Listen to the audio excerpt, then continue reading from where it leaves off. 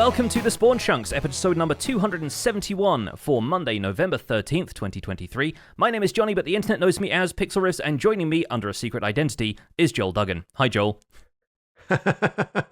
I really need to come up with a better secret identity than Joel Duggan. Yeah. it's kind of an obvious one.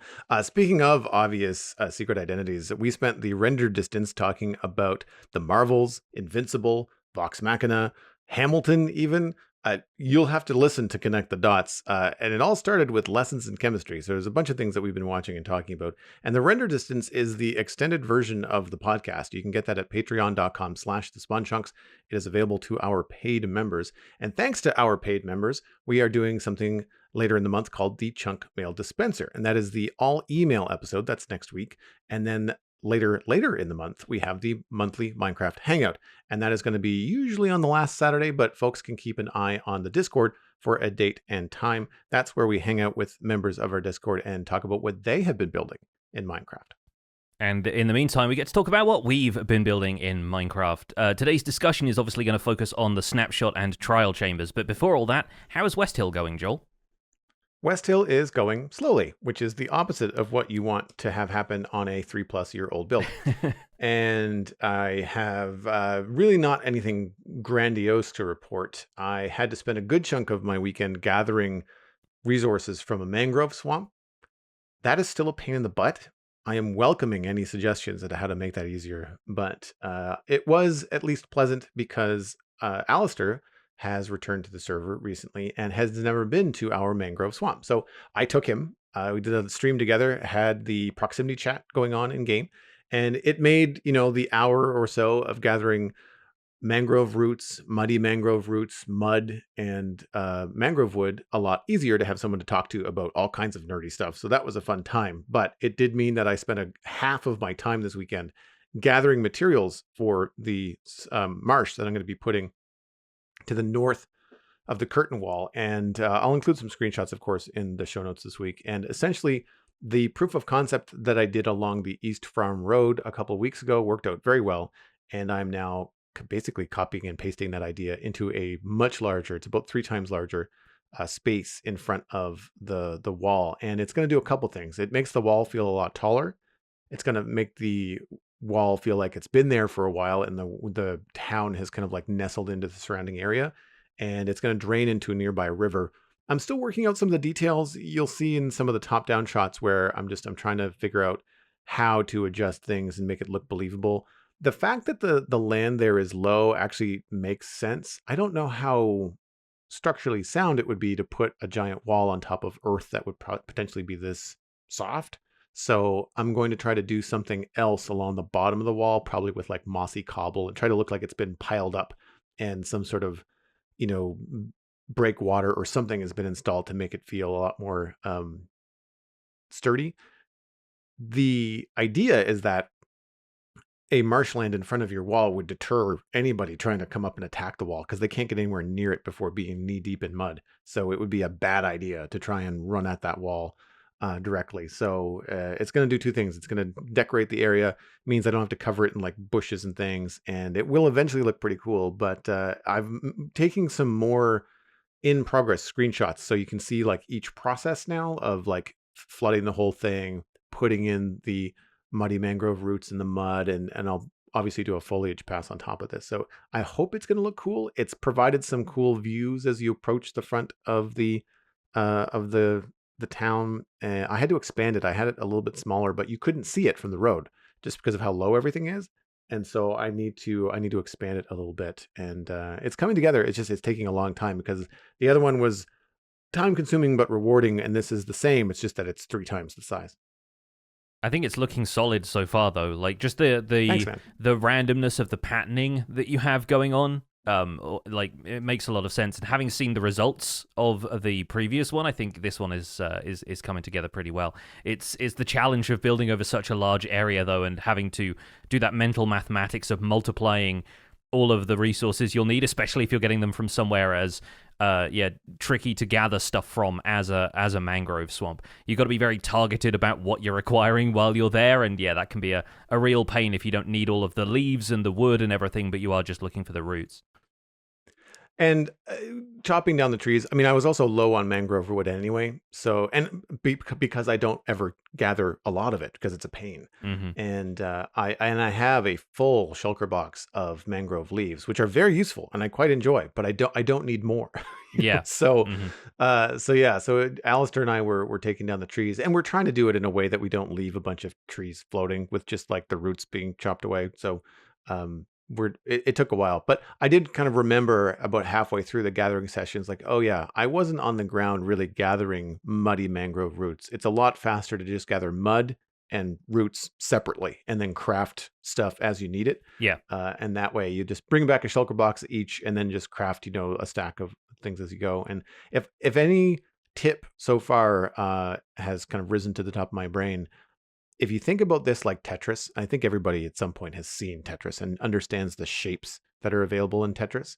And in this kind of situation for me, I'm just trying to make sure that none of the shapes that I'm making, and I'm focusing on the blue shapes. So I'm not really focusing on how I'm putting in the mud. I'm focusing on what are the shapes of the blue that remains, because that's really what you end up seeing more of when you're looking at this. Because on top of a lot of the brown is going to be green bushes and grass and all this other stuff. And so I find if you focus on the blue shapes, and for me, it's like a 3-block shape like an L and a 2-block kind of in a straight line, either, north, south, or east, west. And as long as I'm not putting those in the same orientation too close to one another where it looks repetitive, I find that you can get through it pretty quick. It's a lot of looking down. And I'm not sure how you feel about this, but I find when I do big projects like this that aren't just a blanket of blocks, like it's one thing to dig out the area. It's another thing if you're putting in like a stone road or if you're building something in the nether that requires like a big blanket of blocks. But when you're doing something like this that requires a lot of like turning or odd block placement, I find that I get a little bit of vertigo if I'm like staring down for a couple hours. So I kept the stream short, and I was actually working on some satisfactory stuff this weekend too. So it was a nice break from like staring down and placing mud for like an hour and a half to to just take a break and go do something else. Yeah, I don't know if I get vertigo, but I definitely, whenever I'm harvesting something like sand or terracotta, when you're doing a lot of side-to-side sweeping motions with a haste beacon or just insta-mining resources, I find that triggers motion sickness in me in a way that just regular Minecraft gameplay doesn't. So I always try and do some of that mixed in with a bit of variety. Like I'll gather sand for a couple of hours and then I'll go and play some Minecraft bingo so that I'm doing something a little bit different with my eyes.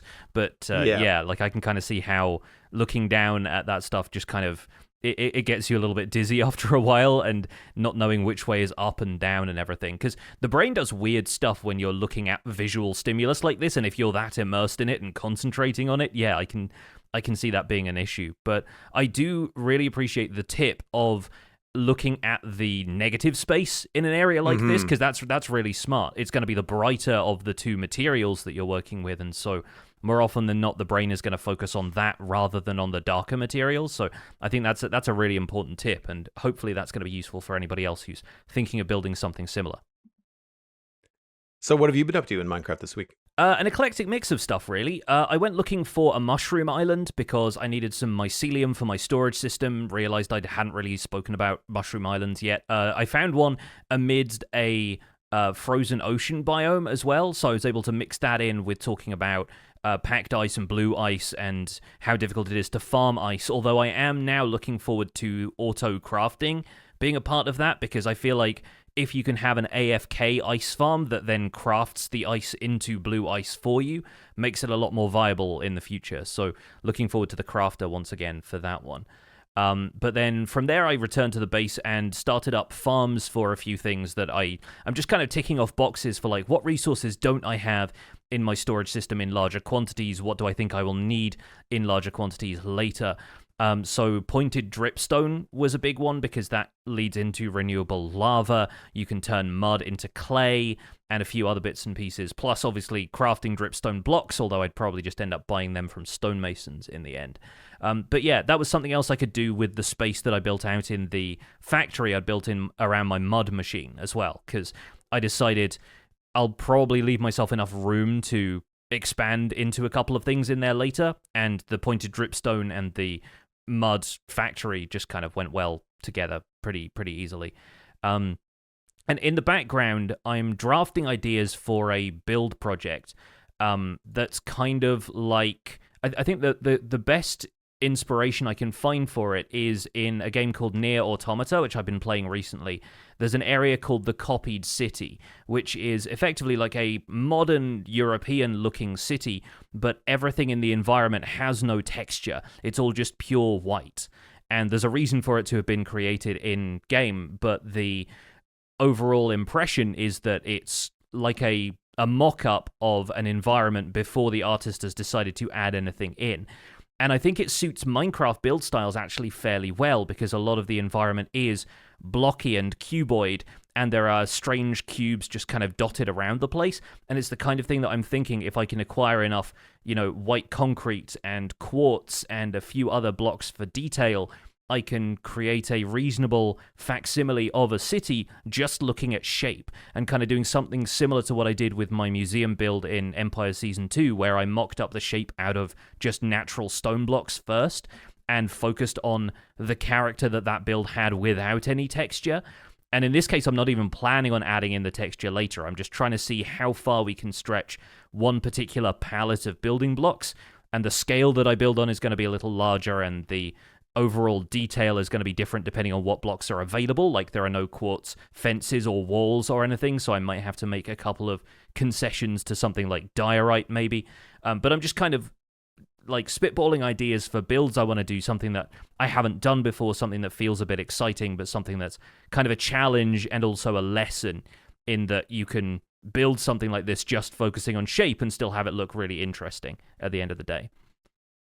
That's really cool. That's a unique idea. I'd imagine the thing that you'll run into is having a block palette that has a lot of sub blocks. Like, you'll need to make sure that you have a lot of variety in shape.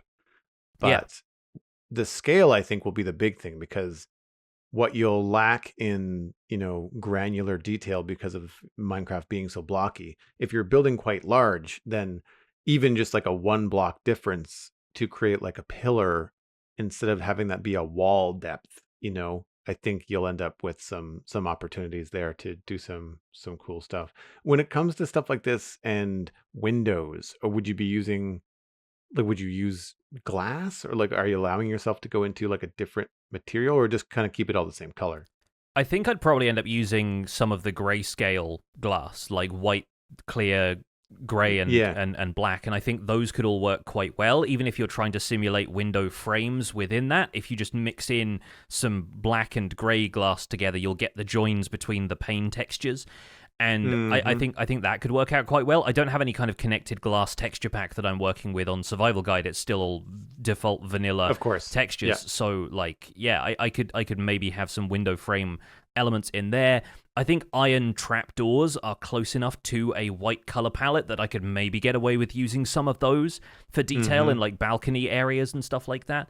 But yeah, I'm sort of loosely in the planning processes of this, but I haven't quite settled on where I'm going to build it and what I'm going to do with it. Like, in my head, because the sky of the Copied City in Near Automata is also white, I'm imagining doing this in the nether with the fog from like a basalt delta biome and some of the like neat falling particles and stuff. But I know that I'd be building with a palette that would be not very ghast proof, would be difficult to spawn proof against other mobs walking around that might potentially like spoil the overall impression. But then building this in the overworld also feels like kind of a cool idea, because there the sky would be blue and it'd be the only colorful thing you could see if you were surrounded by all of these white buildings. And so there could be this interesting idea of being able to play with contrast and how it blends into the environment around it. Is it turning the environment around it white? Are there then white trees? And at that point, I'd start pining for the white leaves that you get when it snows in Bedrock Edition, right? But like, there's some options there for some interesting ways of incorporating it with the landscape that I'd kind of enjoy, I think. You could also do something that I've seen in some of the Let's Plays recently, where people have created ginormous backdrops, kind of like a Disney backlot, where you've got the blue sky in most places, but there might be one main street or one main angle, and you just kind of create one giant white background, that when you're standing on the street and you can't see the sky, when you're taking a screenshot. That could be really interesting too. Mm-hmm. Yeah. So there's options there, and I'm just kind of working with the idea at the moment, but looking forward to seeing where I can bring it in.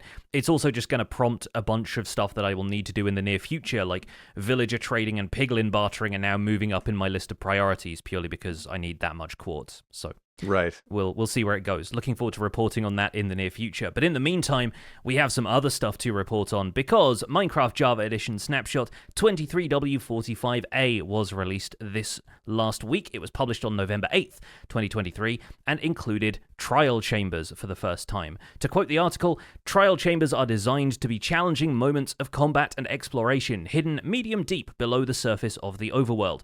Trial chambers bring new decorative and lighting blocks, new trial spawners to deliver a different style of multi-mob fights, and the bushy-browed Breeze, a new mob specific to trial chambers, which will add quite a bit of chaos to your combats. So, experimental features in 23W45A included Trial Chambers, a new structure in the overworld where players can explore and take on combat challenges during the mid-game.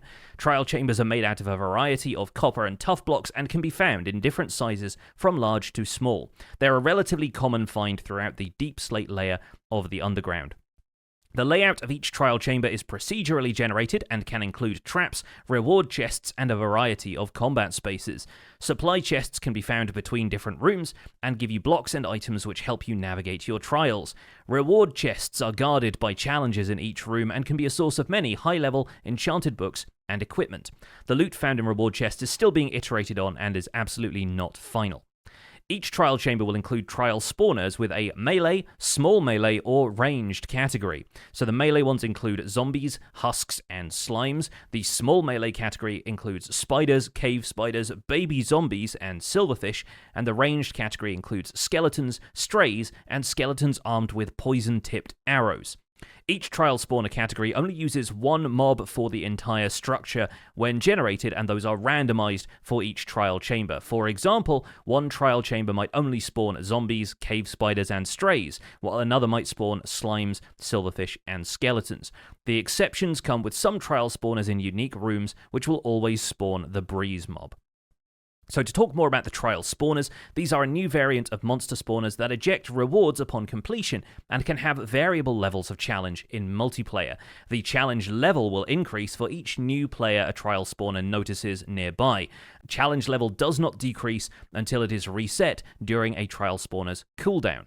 Unlike normal spawners, a trial spawner will spawn a limited number of mobs proportional to the current challenge level. It can only spawn a mob at positions that are within line of sight, and can spawn a mob regardless of any light level requirements the mob have. The spawn mobs are persistent, and once they are defeated, the trial spawner ejects a set of rewards proportional once again to the current challenge level.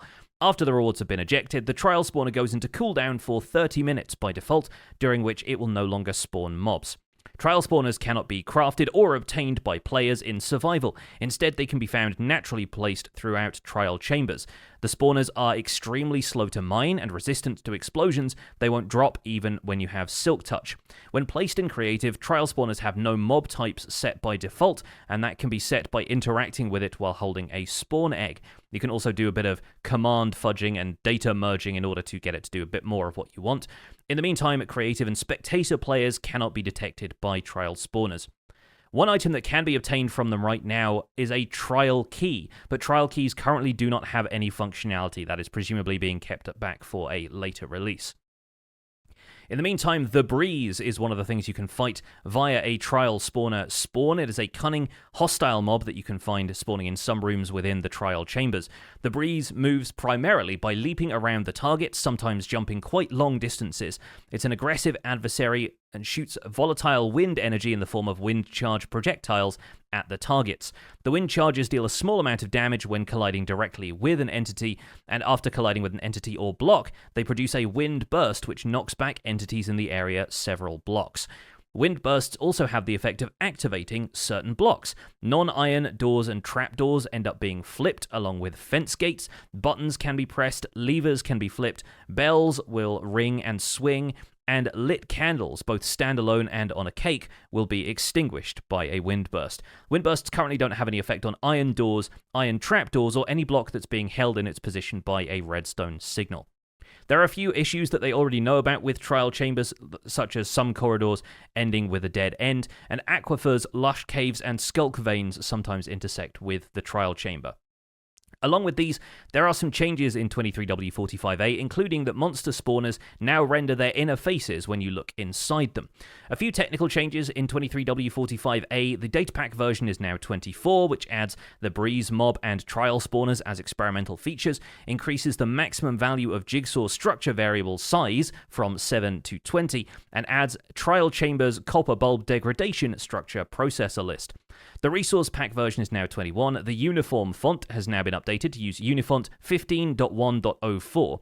The only supported texture format is now .png. They've added entity models and textures for experimental breeze mobs and a shader along with that as well. There are also some bug fixes which we will leave to the Minecraft.net changelog, where you'll find a full list of those, which are mostly minor cosmetic things and a couple of things they wanted to touch up about the trial chamber experience. The official Minecraft server list is live. Mojang Studios has partnered with Gamer Safer to create the official Minecraft server list, which you can find at findmcserver.com. The site has been operational for a while already, but was officially announced via Minecraft.net on November 7th. The goal is to make it easier for players and parents to find the right server for both Java and Bedrock Edition. The official Minecraft server list, quote unquote, won't have ads or let server owners pay to have their service listed. Instead, servers must meet certain requirements to make the cut. Firstly, they have to prove that they can comply with the Minecraft usage guidelines. Secondly, they need to provide an official contact information, the purpose of the server, who it's for, and foundational community management practices that set the tones, values, and principles of the server. While the official Minecraft server list is another great step in making your Minecraft experience the best it can be, it's important to note that the official Minecraft server list does not guarantee safety. Online safety requires constant parental involvement and child education, among other efforts. The site cannot replace those elements, but is there to help inform you on your journey. So, as we mentioned, thoughts about trial chambers in the main discussion. I've personally had a chance to test them in both single-player and multiplayer settings now, so I'm excited to talk a little bit more about those. So, the other thing, the official Minecraft server list, was kind of a surprise to me, but from what I've seen, it makes sense for them to partner with Game Safer as an online safety specialist, more or less. And this would be a lot of work for Mojang to maintain on their own. And I could see a lot of potential criticism leveled at, like, well, why are you doing this and not, putting more money into developing the game itself? So I can see why it makes sense for them to clarify that it's a partnership with Game Safer. And with the popularity of Minecraft, this really lines up with a lot of I will say growing pains, but like Minecraft is already huge, so this is not news really. But it reminds me of the huge amount of community engagement required for servers in game spaces like World of Warcraft and maybe other MMOs. Yeah, sure. Now, WoW is maybe not the best example because, of course, that was a paid service. Like you had to pay a monthly subscription to be on one of these official WoW supported servers, and any server that wasn't on that list was a break of the terms of service of playing WoW. So you were playing at your own risk if you were playing on a non paid server. So anything free would be like basically a bad idea. But Guild Wars 2 is an example of servers that have no subscription fee. You have to buy the game, or at least the expansions. The base game might be free now, but you can get into those servers for free, which means the population is going to be a lot greater, as you would find in a Minecraft server situation where there is no cost to this, and so you're going to end up with a higher population because of the free nature of it all. And having an official partner to help moderate and manage all of this makes sense, because again, it's one of those things that the volume is just so high. When you look at a game like Minecraft, that's like the top of the world in terms of retail sales. The numbers just must be astronomical to consider, and the percentage, even if it is small, of bad actors in the space, when you've got 300 million copies sold, that percentage is just a giant number, even if it's only 1%, right? Yeah. Like it's just a lot to deal with. And so it's nice to see them put the information out there. I'm wondering if this might be a benefit for, say, creative map makers or different people that are creating different things for Minecraft in the Minecraft marketplace, because if the only place that you can find your hot new map, your cool new parkour course that you've created is on one of the official deemed safe, or meets these requirements Minecraft servers, then that might be a nice peace of mind for parents or kids or just people in general that don't want to deal with internet crap, and if that's where you can find that cool new thing that you've made, then maybe that's a good way to interact with it. Or even if it's like leading people to other Minecraft marketplace stuff that you might want, like skins and things like that. So it could end up being good for creators as well. Yeah, and there are already a few partnered servers on Bedrock Edition, which I think you could get to through the multiplayer menu. Like folks like Hypixel and Mineplex had features there. I'm not sure if that's still the case. I haven't opened up Bedrock Edition for a while, but it seems like this is a logical extension of that and one that suits the more kind of user-created stuff on Java Edition quite heavily. But yeah, the breadth of public Minecraft servers out there and the potential for volatility must make this a very challenging thing to maintain. So I think the important thing to note from the official article is that final sort of caveat where it's like, this is not a guarantee of safety. Constant parental involvement is recommended. I mean, online safety requires it, is what they say. And like child education, that's kind of important for them to be able to understand, like you said, bad actors' potential, like for exploitation of any kind, just like, financial even, just the idea of paying for membership to certain servers and what that means is something that players and parents will need to educate themselves about if they're getting into this sort of public arena. So expect teething problems is ultimately my takeaway from this. Since it's officially endorsed by Mojang as well, I'm expecting lots of like gotcha videos from YouTube creators and other people trying to stir up drama of like, we found the one thing that like slipped through the net, especially since this is a company, I don't know if Mojang have worked together with them before, but if it's being outsourced to a third party, then those people are going to have to understand their community guidelines very thoroughly, and there will be a couple of slip-ups in the early days whilst they're still trying to iron out exactly what they're looking for in something that's violating those community guidelines. So yeah, they have obviously been working on this behind the scenes for a while. The site has been live for a while and has only just been officially announced, so hopefully they've ironed out most of the wrinkles, but yeah, expect a little bit of teething problems from anything that is this large and this public with a player base this big. And you can see the stepping stone from the player moderation tools that they introduced in the game last year or earlier this year, I guess. And this is just another tool. Like it's not a catch-all, it's not a fix for everything, but they're just, hey, here's yet another tool that we are providing for Minecraft players to help increase the likelihood of a safe and pleasant, play experience. And I think that that's the key takeaway, is that it's a tool. And, you're going to, if you are being a diligent tool user, just like if you're in a wood shop, like wear your safety goggles, know how to use the table saw. Yeah. Right.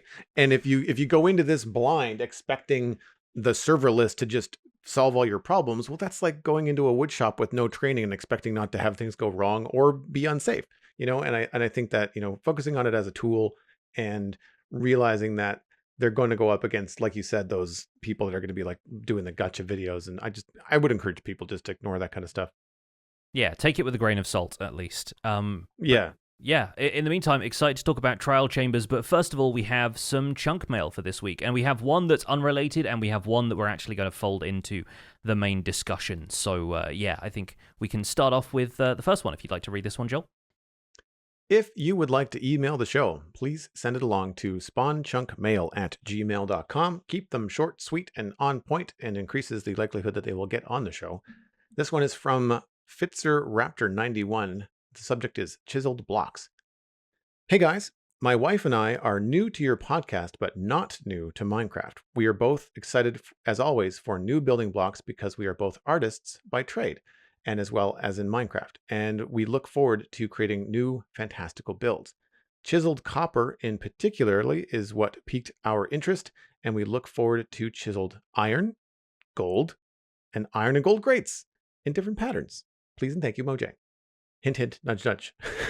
I'm adding that myself because that was obviously a plead for Mojang. Mm-hmm. With the quote-unquote tinkering theme of 1.21, we were thinking instead of, or in addition to the stone cutter, it would be so much more enjoyable to chisel blocks with a handheld tool with a neat interactive animation and other activities in the game, like making path in grass, shearing sheep, or using the brush for archaeology.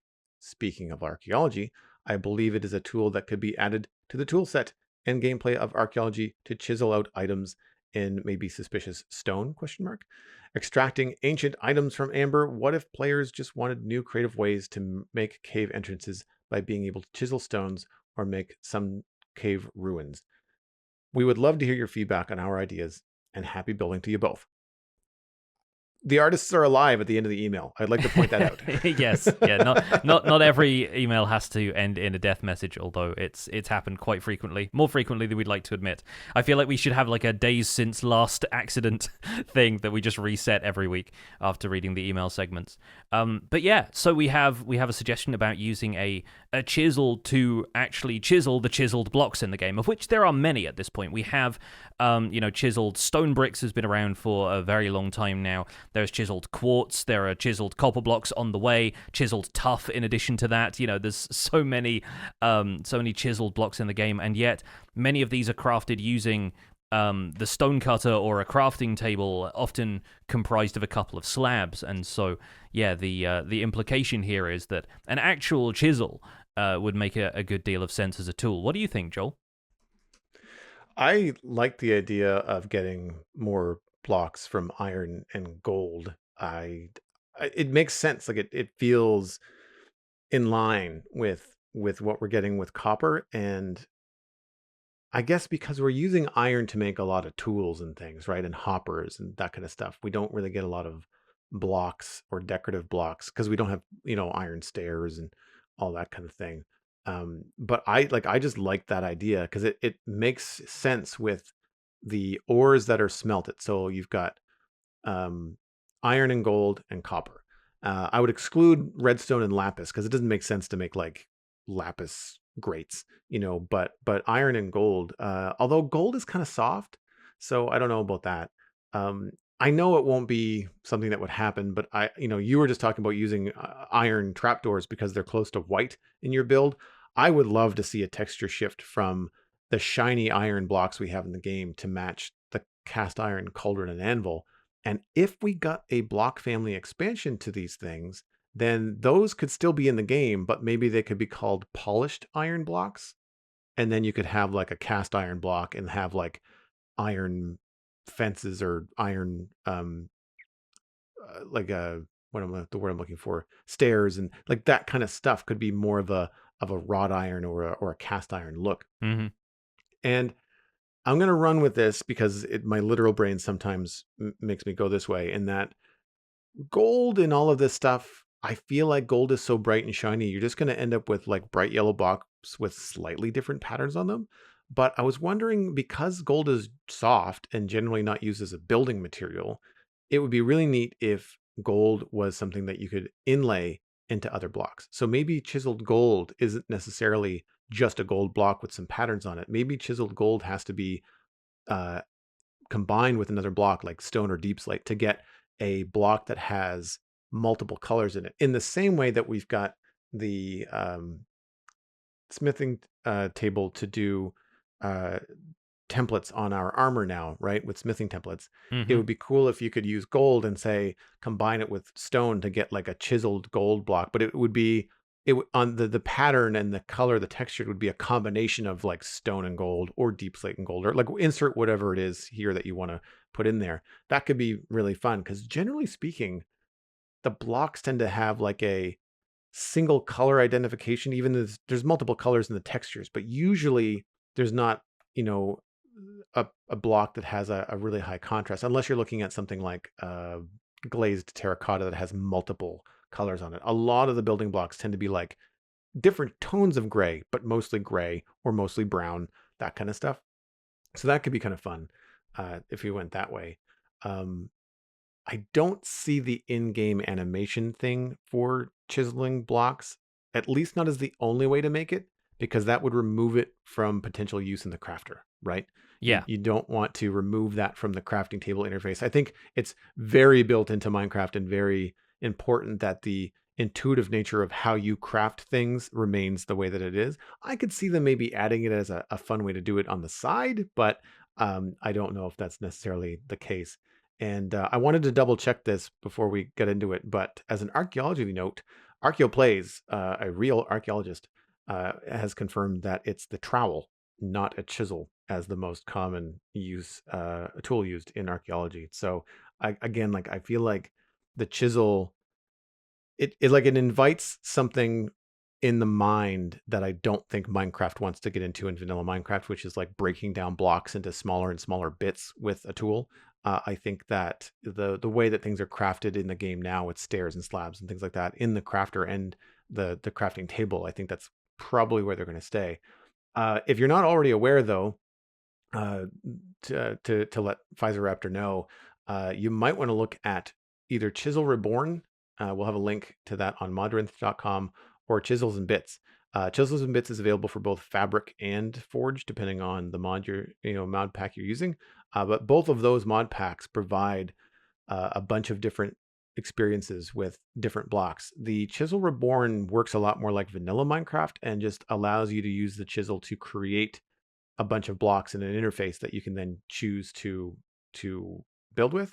But then Chisels and Bits has a lot more of that granular creativity where you can go and create like a banister or a fence or something along those lines within the mod pack. So I don't know if you're going to stick to vanilla and you're just kind of hoping for this kind of stuff to come to vanilla Minecraft. But if you really want to go and explore that idea of using a chisel, then there's a couple of mods out there that might be good for you. Yeah, I've had experience with chisels and bits in the past, and it's fun to play around with, but it does lead to you spending absolutely hours on just like 2 or 3 blocks when you could be doing like an entire build. So yeah, it's fun. So a couple of things from this email that I pulled out. First of all, the idea of it being an additional tool is a tricky one. I think, honestly, Mojang was pushing it slightly by imagining that the crab claw from the mob vote was going to be another tool players would want to have around, because at this point, any additional tools are going to have to be pretty niche in their uses, like shears or the brush for archaeology, because otherwise players run into issues with hotbar management very quickly. You see a lot of players always running around with at least a pickaxe, a sword, a bow, an axe, and a shovel so that they can break any blocks and still do combat. And that means that 5 of your hotbar slots are taken up by default. You've only got 4 left. And if you start putting in things like food and torches, then you've only got a couple of spaces left. And from there, maybe fireworks for a Elytra flight, and suddenly you've only got 1 block left. And so that's the spot where another tool would end up going, and then you'd have no room for the blocks that you were building with, for example. You'd have to get very used to swapping stuff in and out of your inventory, and there's limitations on how you can use pick block and stuff. So unless it's something you only use in very specific circumstances, they have to be very careful about how they add new tools. In terms of having the chisel as a usable thing in-game as well, I recently saw a post, I think this was on the Minecraft Reddit when I was browsing there. People were wondering why, even though there are multiple diamonds within the texture of a diamond ore block, why is it the player can only get a single diamond out of it? And I think the main idea behind that is that obviously it's a video game, you're just going to get the 1 diamond because you're breaking something and it's like loot that pops out of it. But also maybe because you're using a pickaxe, which is not always the most delicate of tools for extracting gems in, a perfect cut form like what we get with a diamond. So I think the first leap players would make if they saw a chisel chipping away at stone as a tool is, why can't I use this to pry the diamonds out of a diamond ore and be able to get more out of them without fortune? And so that's kind of using internal logic and player logic just to kind of work around the notion of basic game mechanics, like you have to use a fortune pickaxe to get more diamonds out of an ore block. I think there's a couple of assumptions and logical leaps that players are going to make if you implement something like a chisel, unless it's very clear what it's used for. And first of all, using a chisel to create the existing chiseled stone blocks it has to come at the cost of moving them out of the crafting table or the stone cutter, or you have to add it as a redundant third option for being able to chisel those blocks. And if you take a look at stone bricks and chiseled stone bricks side by side, they actually, aside from using the same stone texture, don't look very much like each other. So the notion of setting down a block of stone bricks, using an item on them as though, like, say you're using an axe on a log to get a stripped log, right? That kind of transforms the block, but in a way that feels understandable. Whereas if you use a chisel on a stone brick and you get a chiseled stone brick out of it, you kind of go, how did we get from one to the other there? How did one of those turn into the other thing when the brick pattern is kind of completely different to what you get from chiseled stone brick? So there's a few weird leaps that you have to make in the textures. I don't know if it was Chiseled Reborn, which I've mentioned, or whether it was another mod that was part of All of Fabric when I was playing that mod pack, but I preferred that way of doing chiseled blocks. We didn't get sub blocks, I don't think, from that pack, but what it did was give you a bunch of full Minecraft blocks that had a various, patterns on them. And you'd get 12 out of something like stone. In addition to like the normal chiseled stone, you'd have like several other different kinds of chiseled stone. And I preferred that kind of interface because it felt a little bit more like vanilla Minecraft rather than kind of using the chisel in game to like noodle something down, because ultimately you end up with something that looks too high res for Minecraft. Because Minecraft, even though the blocks themselves have got, like a 16 pixel texture on them, is it 16 or 8? Yeah, I guess it's 16 for a standard block. 16 for center block. So, but that means that if you're doing like a pixel based, chisel knockdown, then you've got a resolution of 16 pixels, which really feels too like granular for Minecraft. Because like the smallest thing we get is, I guess iron bars, but like for the sake of argument, common building things are like fences, maybe even lightning rods, and they're at least a 2x2 pixel. Like you never see like a 1 pixel thing in Minecraft. The closest you get is like chains, but then they're not even really meant to be pixels. They're kind of like flat planes. So that's my biggest hang up with the chiseled thing, is that it creates a weird art direction fight with like something that's really high resolution versus your stairs, which are like, half meter increments, which is ginormous, Yeah. I think it's odd when you start to have too much detail worked into existing block textures, because the textures in Minecraft haven't been designed for that level of interaction. When it comes to something like chisels and bits, like these blocks aren't necessarily supposed to have bits carved out of them, and might be designed differently by the art team if that was part of the vanilla experience. But we're taking the email a little bit too far by going all the way into chisels and bits, I think, because they really just wanted like an option to make more textures out of stuff. And I think stuff like that is going to come further down the line. If you take a look at what they've now done with tough bricks, for example, there's a cool new chiseled block within that, which is crafted in the same way that the other chiseled textures are for consistency. But the fact that you now have new patterns emerging from old materials is a good way of moving the game forward into new exciting textures like this whilst keeping the mechanics consistent. So to address the other request in this email, which is the addition of gold and iron grates and chiseled blocks of those, I honestly think people, I won't say misunderstand because that feels like a little bit too harsh, but people expect copper to behave a lot more like a resource block, like a gold block and an iron block. And so when copper has all of these other functionalities, people think, or these other like textures and building blocks, people think, well, why don't gold and iron have those? And I think copper has been implemented as a decorative block set, but because it's metal and because we're used to metals being things that we make tools out of and like other kind of valuable blocks, players can't really get their heads around the idea that copper has more in common with quartz than it does with iron and gold, at least the way I see it. Like, even more so now, it has chiseled variants and other unique blocks. I don't think we're going to see this kind of functionality or this kind of block set extended to the other resource blocks in a similar way to how we won't get iron oxidation and things like that, because it's meant to be a unique property of copper. It's meant to be that copper is implemented in this way because we don't have, copper hoppers and copper tools and the kind of stuff that doesn't really have a niche in the game, because people would just skip over it on the way to getting to something more effective. So I think copper is meant to have things like the copper grates and oxidation levels and stuff like that as its own unique set of stuff, in the same way that we don't have the same chiseled pattern apply to every single stone block across the board. It's good to keep them a little bit separate, a little bit more unique, so that players can understand the appeal to each one. I remember one of the mod packs I played had copper tools in it at some point. And to your point, you quickly surpassed it. Like you say, oh, cool, copper tools, you make one. And then like you're all of a sudden you're ready for iron or diamond or like whatever's next. Like you didn't have the copper tool for long enough for it to be warranted to be in the game, because you surpassed it so quickly in terms of the progression. And I think the difference there in Minecraft and vanilla Minecraft, with there are no copper tools versus there are tools in iron and gold, and armor as well. I think that makes a lot of sense. Like it separates the families into like functional differences.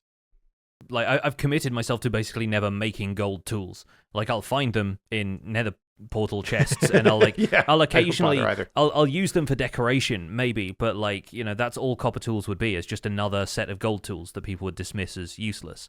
Like most of the time people don't even bother crafting all of the wooden tools at the beginning of the game, because there's no point in making a wooden axe. It barely makes chopping trees down any faster. Whereas a gold axe would break trees really fast, but it'd only last for about 40 logs. So you just kind of, you balance that stuff out. I don't see there being any benefit. And so I think copper is just meant to be what it already is. It's a decorative block type, just like quartz. It makes the most sense that way. But now it's making sense in trial chambers, because there's a ton of copper blocks in these structures. They have arrived officially with 23W45A, and this also rounds off the features that were revealed for Minecraft 1.21 at this year's Minecraft Live show, minus the armadillo that was part of the mob vote, of course. So, Joel, have you had a chance to check out trial chambers yet? Not on my own. I think this is one of those things that I'm going to reserve to experiencing for myself firsthand in Minecraft. Like I'm not going to jump into the snapshots. I don't mind playing around with different creative blocks, but I think to go in survival as you have done and go experience a trial chamber. I was living vicariously, and I watched your video, which was very good. People should go check it out. But my first impression from that experience is they are massive. Mm-hmm. They are huge. I was watching you go down around corners, and just like it just kept on going, and you think you're going to go down into another. We're used to strongholds and abandoned mine shafts, and they're what, 3x3 tunnels maybe. Yeah. These things are really big open rooms, and there's multiple levels to them, and they're what, like 10 blocks high in some places, maybe 9. There's more than that. Like there's some of those areas, they open out into these kind of towering like S-curve style rooms where you're working your way up through 3 levels, and each level has a new set of spawners on them. So there are some that I think are at least like 20 or possibly even 25, 26 blocks high. Yeah, I mean the experience so far for me, they look cool. They look challenging.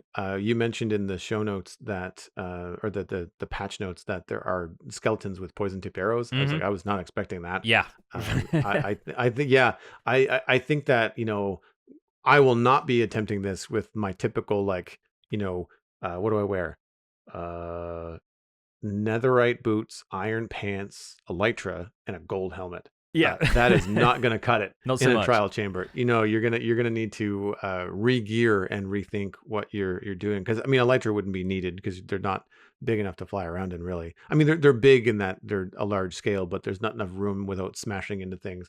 That elytra would be a pain in the butt, and at the risk of dying, like I wouldn't want to lose an elytra down there anyway.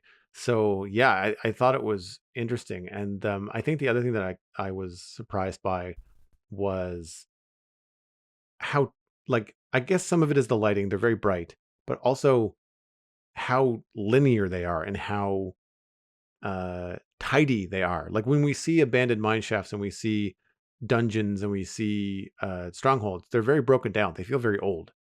And these are in the deepest parts of the world, but like they're kind of pristine when you enter them. There's not like crumbling bits, and there's no like cracked versions of tuff and copper. So like it all seems like it's been perfectly preserved, which is an odd experience too. Yeah. That's the strange thing for me is that the copper in there is mostly waxed. Like I think some of the copper bulbs are unwaxed, so they will age while you're in there. And obviously, you can scrape the copper if you want to remove the wax and have it age again. But most of the copper is either fully oxidized or it's waxed fresh copper, and there is no in between. And obviously that makes sense because otherwise every chamber you go to is going to end up being fully oxidized before you even find it, because it takes a while to find them in survival, and there might be some under your feet that you just don't know about. That like in my case, when I started up my fresh survival world to go looking for them, I went back in creative mode later, just straight up copied the seed and flew into spectator mode to fly down through the world, and there was one directly below spawn. And I'd already gone like 600 blocks or so away to find the one that I eventually got to in a cave system, but they were frequent enough that they're going to be under your feet relatively frequently. And then if you find one of them, the entire thing could just be tough and oxidized copper if it wasn't already waxed. So I think that move is smart, but it feels very different to finding something like a stronghold or like an ancient city, where I think we mentioned this on a previous podcast, but up until recently, all of the additions have felt like ruins. They've really felt like something that was left behind and has crumbled and fallen into disrepair, whereas this feels, because of how clean the layouts are, surprisingly fresh. And so whether it's just been sealed for long enough that it has remained untouched for that long, or if it's meant to be one of those built-to-last kind of structures that was left behind by previous players or some sort of mysterious civilization and has stood the test of time, I mean, I guess remains to be seen. But I like the fact that they're a little bit cleaned up. I think it helps you understand the layout, makes them intuitive to explore, and as you explore it, like, you kind of get the sense of what an area is right away. It's quite bright on the inside, even thanks to the fact that they've got copper bulbs everywhere, and the high contrast block palette helps the layout of each room feel understandable and uncluttered. You recognize your objective quite quickly when you enter one of these rooms, and whether it's just, okay, there's a couple of spawners in here, I need to take those down, or, okay, I have to parkour between these suspended platforms so I can get to that chest on the other side of the room. It's actually really well designed to have the player recognize their objective, recognize the potential obstacles, any traps that are in there, and understand what they have to do to complete the room. So that, like, honestly, hats off to them, because that's the kind of thing you take for granted when you go into one of those areas that probably took a fair amount of play testing just to get it right. I couldn't hear when watching the video, just probably because of commentary and, normal audio ducking for Let's Plays. Is the sound any different? Like when you're walking in there, I'm trying to remember if Tuff has a different sound when you walk in it. I know Copper does, but I think a lot of the floor was Tuff blocks, not copper blocks. I'm just curious if the sound feels different when you're in a trial chamber than other structures, or even just out in a cave. Honestly, the copper grates are the thing that make the biggest difference to that, because their sound effects are different to regular copper blocks. They sound lighter and airier and like a little bit kind of higher register. So yeah, like those are probably the biggest change. And I think most of the tough bricks sound like you're just walking on like a tough equivalent of stone bricks. Like it's nothing too strange, but it does feel quiet in there. And I think that's mainly because there are no natural mob spawns. All of the spawning that occurs happens because of the trial spawners. And so like an ocean monument, for example, if you clear out an ocean monument and leave it unlit with all of the walls removed, but you've removed all of the water, nothing spawns inside of there, because the only mob that spawns in the structure is guardians. And it's the same for the trial spawners. Natural mob spawning, completely not a thing. The only mobs you fight come from the individual spawners. And if the whole area is on cooldown for 30 minutes, then you can just walk around, and it's a surprisingly chill experience.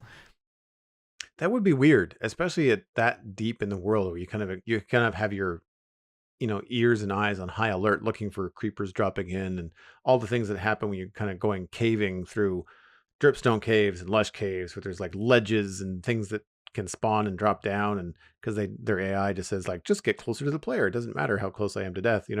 I feel like that would be a really odd experience, and in a way, not to skip ahead too much, but like that's an interesting alternate use for the trial chamber. Like if you don't like the experience, if you want to do something else with it, then at the scale that they are, that's a huge area that doesn't have mob spawns at a very unique location deep in the earth. Yeah. That you don't have to slab, that you don't have to light.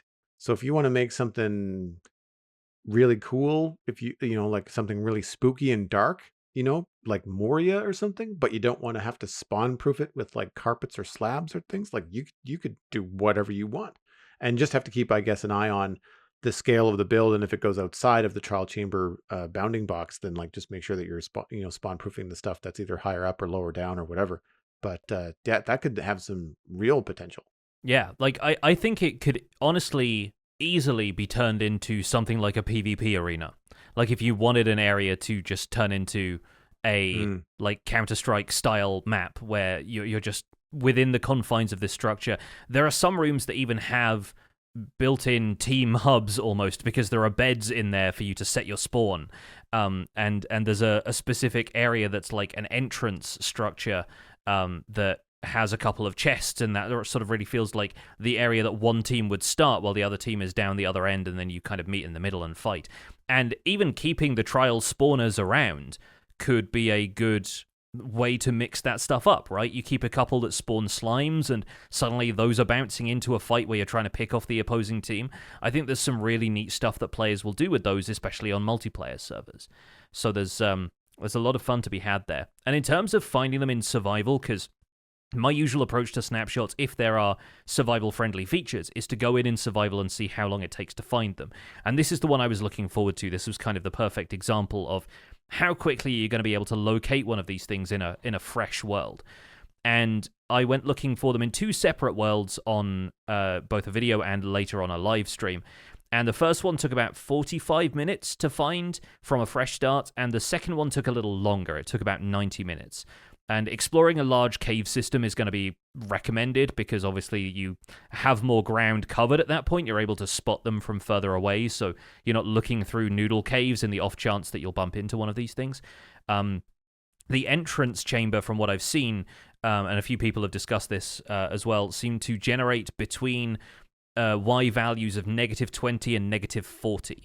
So they're not as low down as ancient cities in the deep dark, but they're not as high up as quite getting to that transition between stone layers and deep slate. It's another 10 blocks or so below that. And while that room is called entrance in the structure files, there is absolutely no guarantee of it appearing in a convenient place. So it's much more likely that you'll do what I did and just dig into the first segment of the trial chamber that you happen to spot. You'll see tough bricks completely surrounding them on the outside, kind of like when you roll up to a piglin bastion that's one of those big treasure cube ones. It's like that, but suddenly in a cave. And there's usually only a couple of parts of it exposed. It seems like they've done the same thing they have done with spawners, where it tries as hard as it can to generate them within the rock of a cave. Like, they have to be within stone layers, and there's only like a row of tough bricks peeking out that kind of give you a clue about where they are. But yeah, I dug in through the roof of a room that immediately put me in like trial spawner territory, and I think some stuff had started spawning just while I was going around the outside looking for a way in, and then I was immediately fighting skeletons with poisonous arrows, and that was rough. And I'd got there through these cave systems where I'd been digging diamonds every time I saw them, so I had full diamond tools, full diamond armor, and it was genuinely a tricky challenge. I think especially if you're a player who rarely bothers with a shield, you are going to have a bad time with any ranged mobs. Because especially with poison arrows, those are definitely going to be the worst, like, default spawn, because then you've got to worry about chip damage from poison along with, you know, the occasional skeleton arrow heading your way. And yeah, it's going to be worth bringing a shield into these things and taking it on as a legitimate combat challenge, because otherwise it's going to catch you out.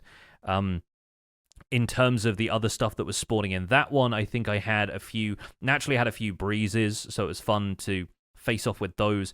And I think there were zombies further down. I didn't find the slime spawning ones until much later, but weirdly, I think those are going to be the most genuinely useful to farm, just on account of the fact that the 30-minute cooldown means that you're not meaningfully going to be farming resources from too many of these. But if a bunch of you go into an area that has like 3 or 4 slime spawners, and you can each generate maybe like a stack of slime balls each, I can see players returning to those if you just want a stack of slime at a time, and you just want to craft a bunch of sticky pistons at short notice, and you don't want to AFK at a slime farm or raid a swamp or whatever.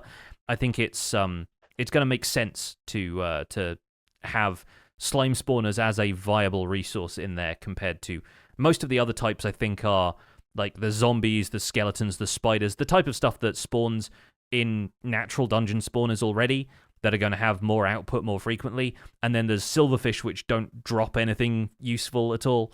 And I think that's kind of it, aside from the breeze, with interesting mob spawns from these things.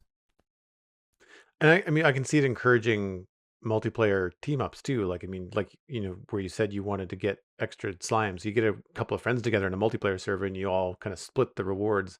And because there's more of you, you get more rewards, and it would just encourage that interaction and that adventure together. And rather than, setting up something passive that just that hermit idea of like, everybody goes and everybody wants slime balls and they don't talk to one another. They just go build slime farms separately. So everybody has their own slime.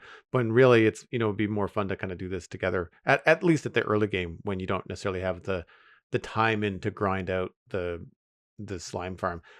One thing that I noticed when watching your video was I was right with you when you were just like, how do I get into this thing? And I was like, yeah, there's no real clear entrance. And I think that is where I kind of want them to be a little bit broken down on an edge or two, like to invite you in rather than just like, do I break in? Is this the right place to break in? Am I breaking into like the boss chamber? Like, what is this going to be, a bad time or an easy time? Like, how does that pan out?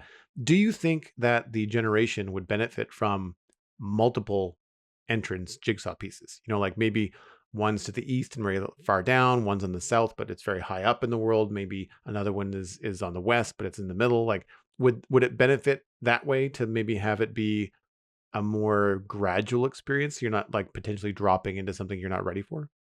Maybe, yeah. I do think if there was a way for them to be exposed to the caves and having like a very definite, this is your way in, then that'd be great. Like, I feel like if you're able to generate an entrance where it carves out the rock around it and creates an air pocket instead of like as the ones I have found have been just purely embedded in the rock, I think it makes a lot of sense to do that. Like whenever we when we did this on a live stream, Azuma invited myself, Cubfan135, iJevin, and Nembon from the Mojang dev team now.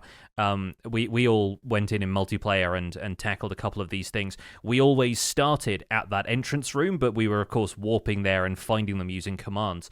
And we dug out an area by that front door that it has in order to get in the first place and have like a staging area to collect equipment from, spawning it in creative before we went in.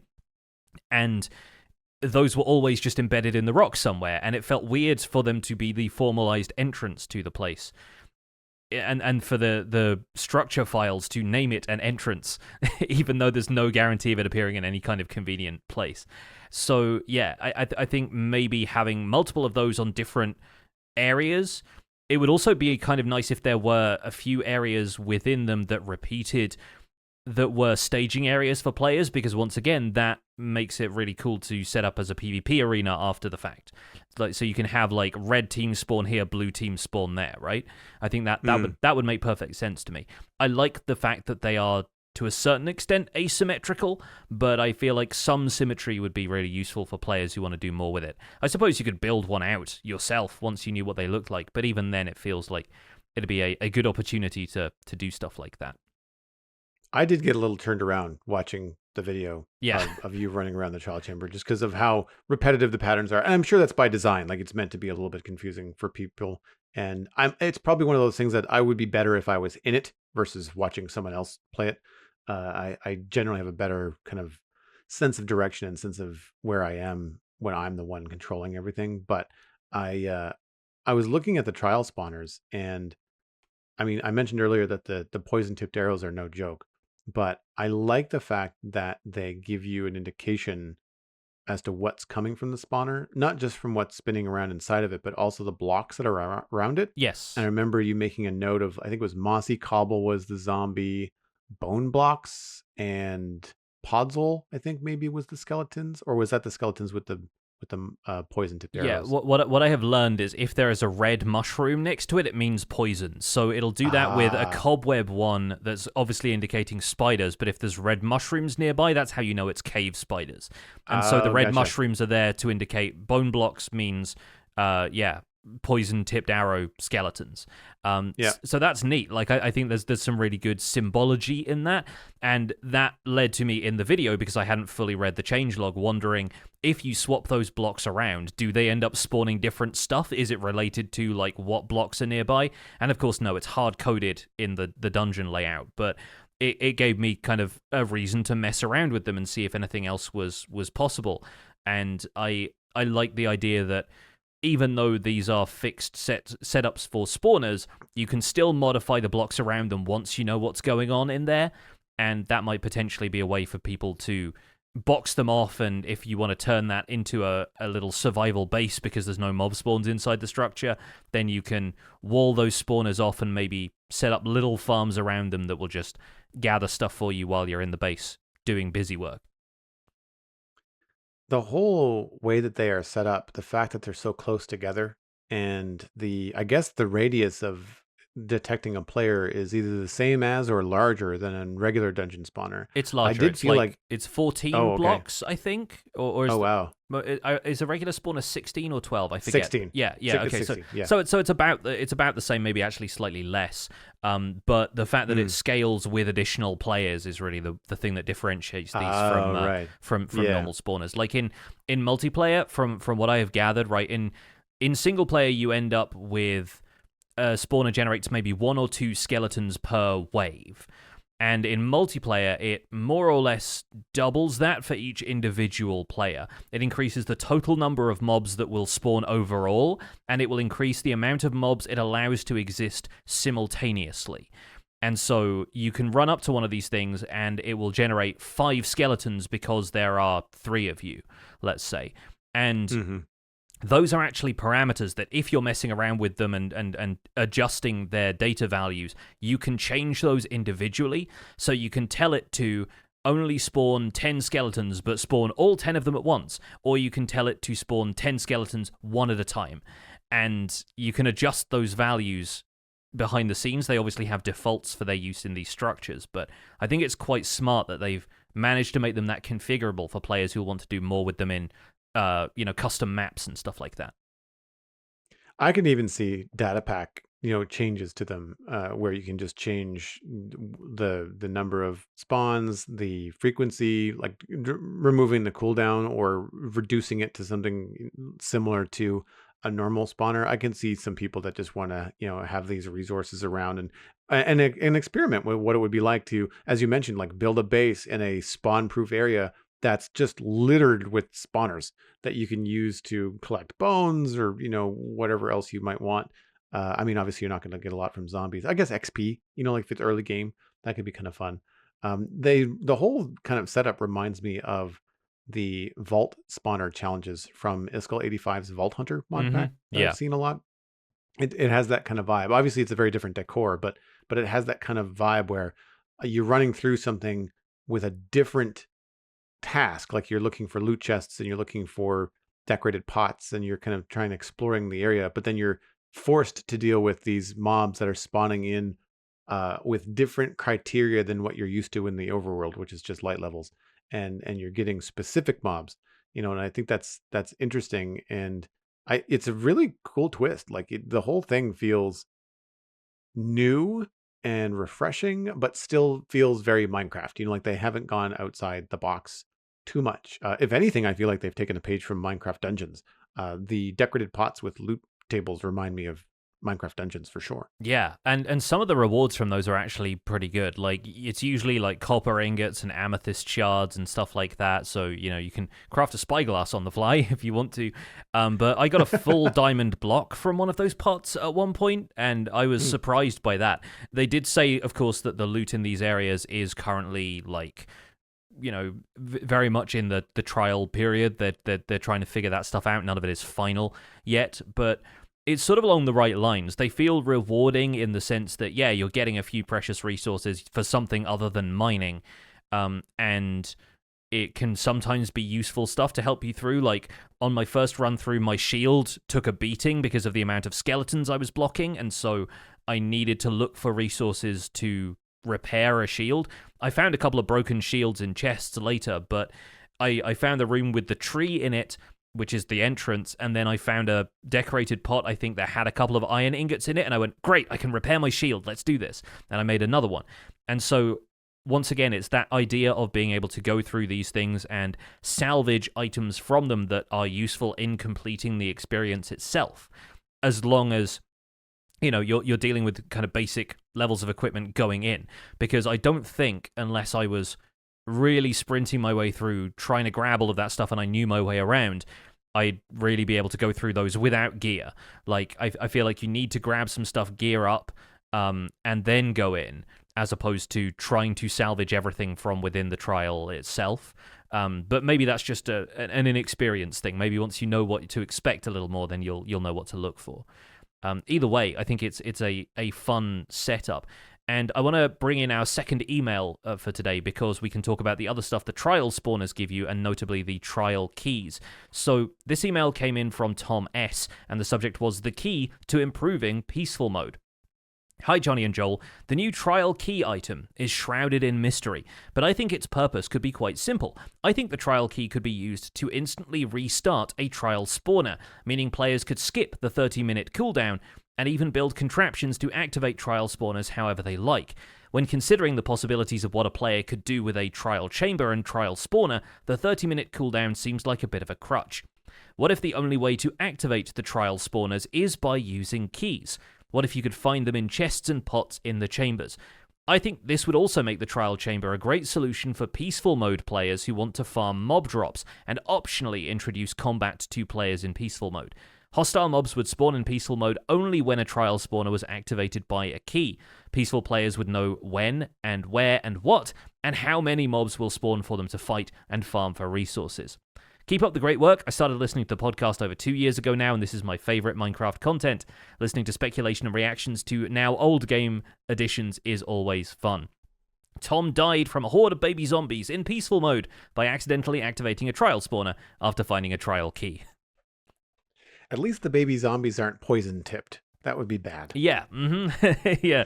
And it occurs to me that you can spawn stuff with equipment under like the data that you can give it. Like, I don't know if you can spawn stuff riding other things, like if you could always have it spawn spider jockeys or baby zombies riding chickens, but you can, I think, if you can program it to give a skeleton a specific tipped arrow, then you could have baby zombies with iron axes or something, and then you would be in trouble.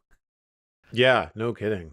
No kidding. I think in response to Tom's email that in the general game, like normal and hard mode, I think the keys will remain trial spawner rewards. I don't think you're going to be able to find those in decorated pots. Although, I mean, the loot table isn't final, so like you never know. But I do like that idea of allowing peaceful players to activate the spawners. I know it kind of goes against the idea of what peaceful players are expecting, and it's not peaceful mode if you can spawn in skeletons, but if it's under control of the player, and if the player knows that that's going to happen, I don't know how you communicate that to the player if the only thing that they've ever played is peaceful mode. So there's that. But if you were going to use these for farming resources and you didn't necessarily want to fight the mobs, but you wanted to trap them, you could dig out the whole thing and prepare your farm or trap or whatever you want to do before you even use the key. And the whole thing could just be safe, and you could still really avoid combat. You would just be introducing hostile mobs and the drops that you get from them into the game by using the trial key. The trial key is really intriguing to me. I've got no real idea what they would be used for. Although Tom's idea of, in a regular survival game that's not peaceful, using the trial key to skip the 30-minute cooldown is potentially good. I don't know whether then you need to get another trial key as a reward. So if it's just that constant loop, then it means that you're not really going to be able to, well, you can farm, I guess, the resources, but you're going to have to interact with the spawner every time if you have to use the trial key to do it, unless you can use it with a dispenser. Like if you can put a dispenser facing down into a trial spawner and then have your keys automatically collected and automatically funneled into your dispenser, then maybe. But like, I don't know if Mojang would go that road. I'm really curious to see what the trial keys are going to do. Yeah, me too. Like, I think this is one of the big mysteries that they are leaving behind, but the fact that they've implemented them now means that they, I expect, have a solution for what they're used for in 1.21. Like, they've planned for what this is going to be, because I can only imagine leaving these for, like, not doing anything until maybe the future updates, like 1.22 or whatever. Absurd move. Like, don't do that. If that's what they have planned, please no. But I do think it'd be an interesting thing to see what they're actually used for. I like the idea of them immediately refreshing a trial spawner, because then, yeah, that makes them farmable, but requires some player interaction, which I think is a good thing. That's, again, the effort versus reward balance in action, and especially if there are unique mobs that can spawn from these, like the breeze, like slimes, then you can potentially use that for a new way of farming this stuff that just requires you to interact with some of the newer areas. I briefly looked it up on the Minecraft wiki, which does have a bunch of player-submitted content related to these newer snapshots, and it seems like you can find trial keys in those corridor pots already. There's a very small chance of them because there's obviously a larger loot table, but like a regular trial spawner has a 50% chance to drop one of these keys. The corridor pots have them in quantities of 1 through 3, but it is a 3.6% chance of getting one. I also found at least one in a chest when I was exploring, so it is possible to find them as loot other than from the spawners themselves, but the main source of them is going to be from the spawners. And looking at the design of the sprite for them, the skull that forms the head of the key does seem like the skull that is printed on the outside of spawner cages. And so the idea that it interacts with a mob spawner makes a great deal of sense, but it also comes from a mob spawner in the first place. So that's kind of potentially the iconography lining up there if they're not meant to interact with these things again. I like the idea of them being made available in peaceful mode. I think that's a very smart idea, and giving the player a means to acquire them first makes a lot of sense, and then could obviously like loop back on itself if you end up getting trial keys from the spawner. You could reactivate it straight away, farm more slimes, and that makes a great deal of sense. The other things I have heard people say about these are, of course, the usual, what if it has something to do with the portal in the ancient city ruins, right? That kind of stuff, right? So there's naturally going to be a lot of mystery around these until we know their functionality, but the fact that it is a trial key works both ways. It's both the reward for a trial, but it also starting a trial again or being involved in a different type of trial is also kind of intriguing about them. I don't know whether they would be used in something else. I feel like I want that, but the fact that it's called a trial key, as you mentioned, feels like it's going to be centric to the trial chamber experience and things that happen within that. I would like to see it be able to be a tool for other spawners, because I believe other spawners, they have the same skull. They just don't have the colored corners, right? Like that's the difference between like a regular dungeon spawner and a trial spawner. And it would be neat, again, kind of pie in the sky thought, like, hey, you found a zombie spawner that you don't really care about a zombie spawner. Maybe you want it to be a skeleton spawner. It'd be nice if a trial key could change that. Like re-rolled it? That's like you re-rolled it. Interesting. Or maybe not let you choose it, but maybe say you'll have a chance to roll one of the other ones. Cave spider, skeleton, zombie, whatever. That could be cool. If it's not like you pick it, it's more like you've completed the challenge. You can re-roll this spawner. You may get what you want. You may get silverfish. It's at which point you have to go get another trial key and try again. That could be kind of fun.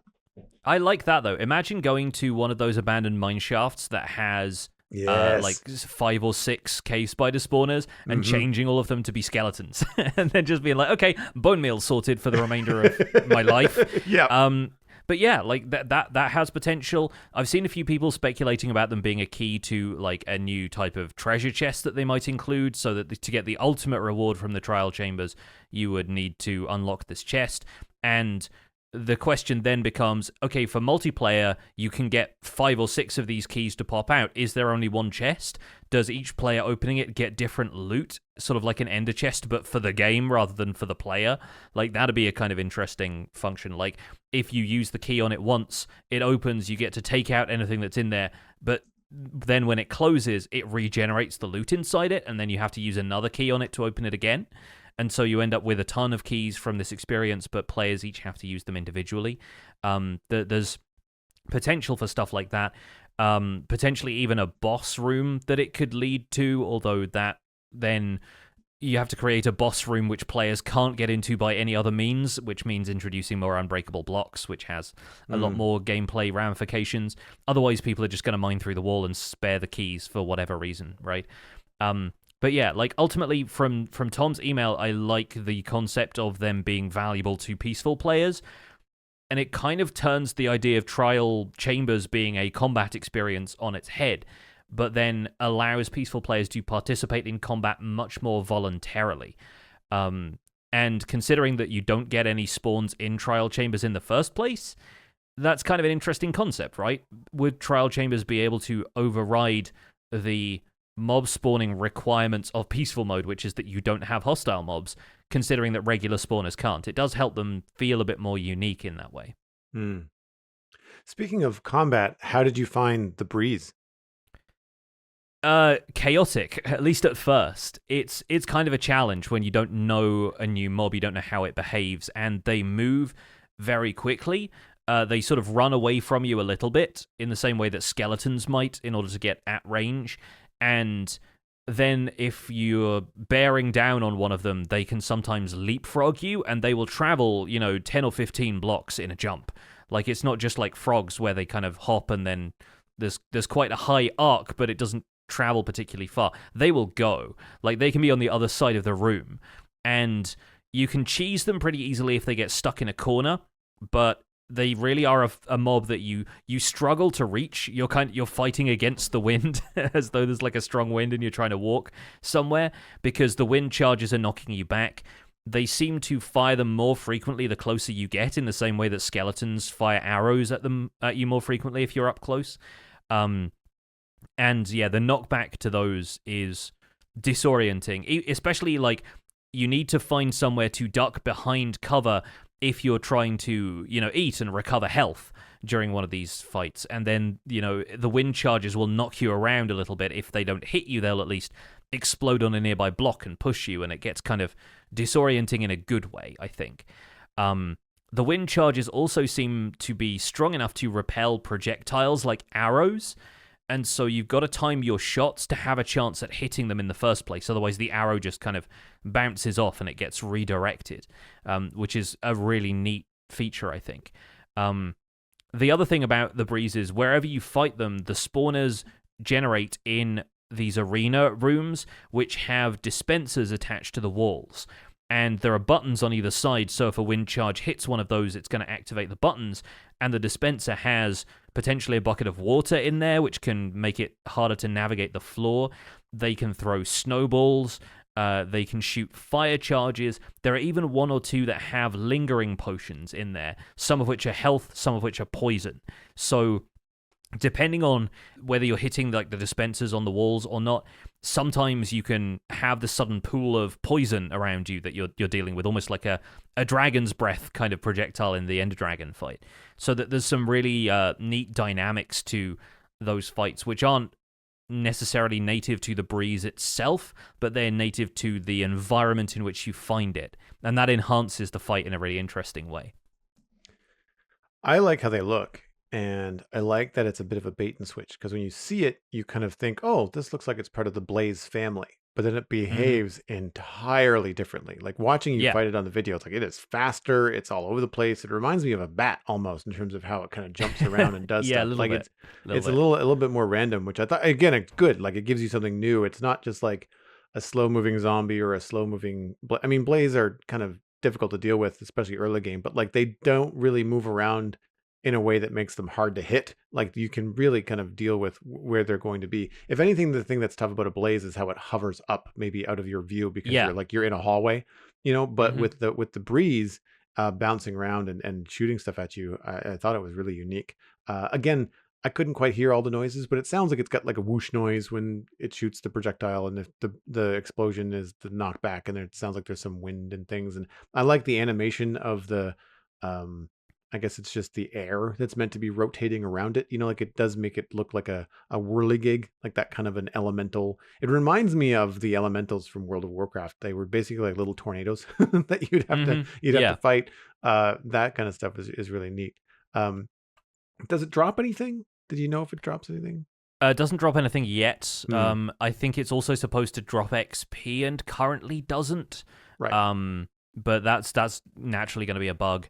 And yeah, there's no drops in terms of items at the moment, but I presume they will add something in future because, like, the mob itself is fun to fight, and obviously the arena adds a lot to the experience, but aside from the trial spawner rewards, you'd imagine it would have some kind of significance. They could leave it with nothing for now, and I think it would still be fine because you are there for other experiences. You're there for the loot and the trial chamber rewards and everything, so it dropping nothing for the minute would be okay, but I would like to see them do something with that. And it can't be the equivalent of like Blaze Powder, because you couldn't have it then make Eyes of Ender, because you'd be able to skip the Nether and the progression to the end. So right. I think it's going to be unrelated to that and will have some other kind of use.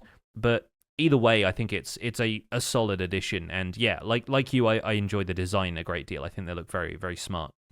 I hope it has a unique drop as well, because I think a lot of the additional mobs we've had recently have been mobs that assist the player rather than provide drops for the player by death, right? You've got goats, you've got sniffers, that kind of interaction. And I think that since this is a hostile mob, there's a guilt-free opportunity to kill it and farm it if you want to. And I think having a unique drop from it could be really interesting. I don't know what that looks like. We've got Blaze rods. Maybe we have Breeze, not rods, but something of that, Breeze balls, or wind Breeze chimes. Eyebrows. I want this thing to drop its eyebrows. Wearable as a helmet. Yeah. It could be interesting to have some sort of wind related thing, and I don't know what that looks like. I really have no idea. And something else I guess we could look at is while a lot of the armor templates are out there for exploration and whatnot, there's a possibility that sometimes these things could be unique. If you wanted a specific pattern, like a spiral pattern, you could have, maybe that could be something that could drop. I would want something more useful, but for players that are really into the armor trims, then maybe a unique armor trim coming from the Breeze. Because doesn't the Elder Guardian drop an armor trim? That's one of them, right? Yes, it does, yeah. Yeah, so there could be something to that challenge, although they'd be relatively farmable just based on the frequency of the Breeze that you'd find, but maybe it could be a slim drop chance. It could be like a 10% drop or something like that, and that would make it worth farming these things a couple of times for single player. Yeah, like I think the Breeze is interesting. The wind charge thing especially, it pushes entities around too. It's not just players. So aside from, the arrows that you're trying to fire at it or whatever, any lit TNT in the area could be blown away by one of those wind charges and explode somewhere else. I am interested in the possibility of taking these to the Nether and having them maybe aggro on some snow golems or something like that in order to move items around without water. Because I think that'd be a really interesting thing for, let's say, a piglin bartering farm or something like that. Currently, you can do that with pistons and ice paths and stuff like that, but I do think it'd be an interesting option for players to move stuff around using the Breeze. It's certainly a challenging build to get a couple of those to something on the Nether roof and have them work for your piglin bartering farm even. Either way, hopefully this has been a fun and informative discussion on Trial Chambers for everybody, and if you've had a chance to check them out this week, we would love to hear what people think via emails, so feel free to write into the show and let us know. But for now, that's going to wrap up our episode of The Spawn Chunks. You can find some more information about the show and links to some of the stuff that we've talked about today at thespawnchunks.com. The music for the show is composed by me, and The Spawn Chunks is proud to be a listener-supported podcast. If you're getting some value out of the show, why not consider putting some value back in? You can visit patreon.com/thespawnchunks to join our community, where pledging at any level will get you an invite to our patrons-only Discord chat. You can listen to the show live when we record it in Discord every week, and you can tune in for our monthly Minecraft audio hangout, where players can let us know what they've been up to in Minecraft this month. We're currently at 327 patrons. We welcomed at least one more person in from last week. Special thanks go out to our content engineers, Hunter555, Jumbo Sale, Mindtrip Media, Party Voyager, and Yitz. Thank you all for your support on this episode. Sharing the podcast with your friends is the easiest way to support the show. You can find us at The Spawn Chunks on Twitter and Instagram.